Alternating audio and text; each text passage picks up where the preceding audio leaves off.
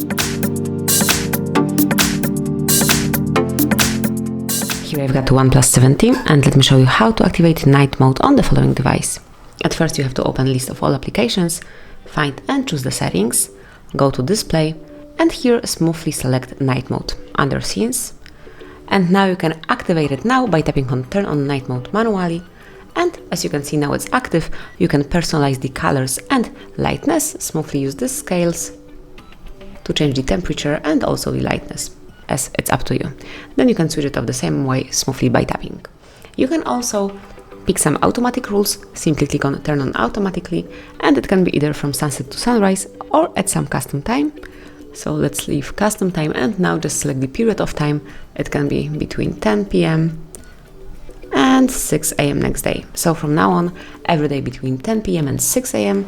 night mode will be active.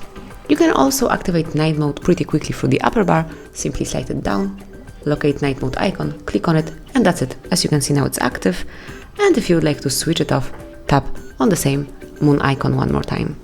And that is basically all. That's how you can activate and use night mode on your device. Thank you for watching, please subscribe our channel and leave the thumbs up.